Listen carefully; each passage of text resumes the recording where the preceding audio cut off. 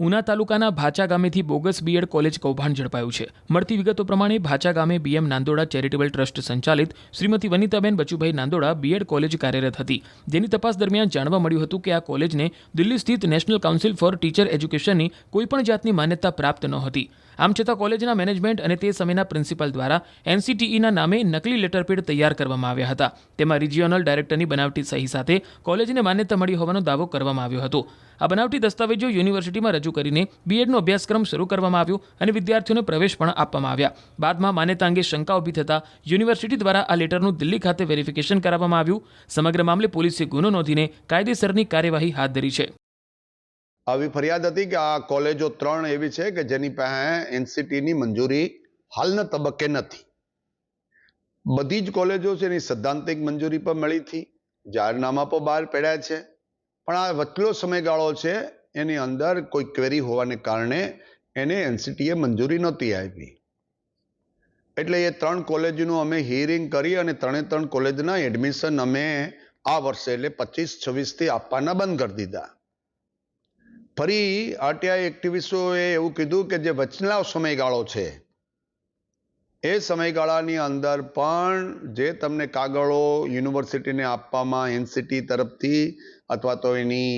જે western region council છે એના તરફથી જે કંઈ પત્રો આપવામાં આવ્યા એ ખોટા છે, પણ એની વેરીફાઈ કરવાની જે વ્યવસ્થા છે એ યુનિવર્સિટીએ સમયગાળામાં નહીં કરી હોય અને એના આધારે એડમિશન પણ એ સમયમાં થયા હશે। એમાં કોઈ સંકોચ આપણે રાખી શકીએ નહીં ને એ હકીકત છે। નંબર 2 કે અમે જૂનથી જ્યારે અમને ખબર પડી હું આવ્યા પછી એટલે 3 college Bhacha college, Ukabhai BEd college અને Sharadagram B Ed college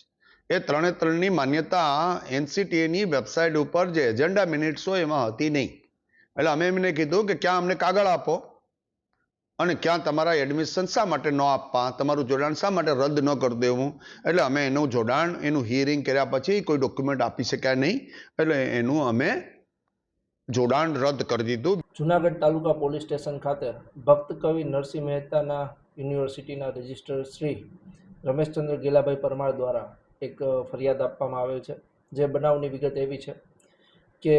BM નાંદોડા charitable trust સંચાલિત શ્રીમતી વનિતાબેન બચુભાઈ નાંદોડા બીએડ કોલેજ ભાચા તાલુકો ઉના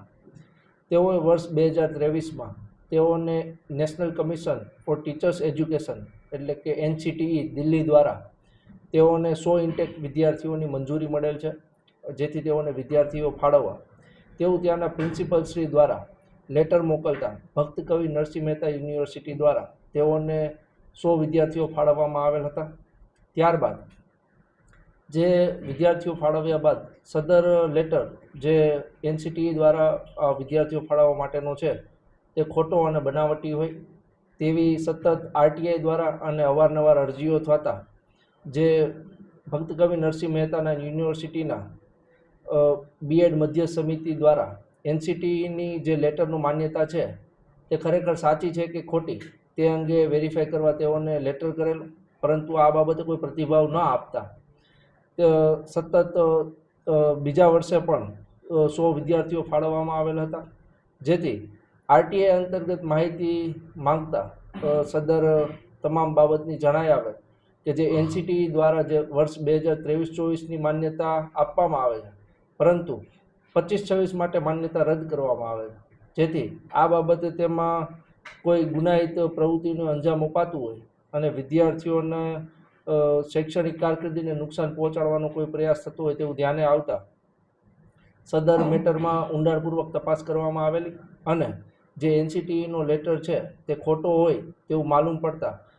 રમેશચંદ્ર ગેલાભાઈ પરમાર જેઓ ભક્ત કવિ નરસિંહ મહેતા યુનિવર્સિટીના રજિસ્ટ્રાર છે તેઓએ ફરિયાદ આપેલી છે અને સદર ફરિયાદમાં જે બીએમ નાંદોડા ચેરિટેબલ ટ્રસ્ટના કાર્યકર્તા છે તેઓ વિરુદ્ધ તેમજ જે તે સમયના વનિતાબેન બચુભાઈ નાંદોડા બીએમ કોલેજના જે ઇન્ચાર્જ પ્રિન્સિપલ હતા તેઓના વિરુદ્ધ તથા જે એનસીટીઈનો જે બનાવટી લેટર જે બનાવેલ છે તે તમામ વિરુદ્ધ તપાસ કરવા માટે અને જે વિદ્યાર્થીઓ છે તેઓની સાથે વિશ્વાસઘાત કરવા માટે અને વિદ્યાર્થીઓની કારકિર્દીને નુકસાન પહોંચાડવા માટે અને જે બનાવટી લેટર જે છે તેને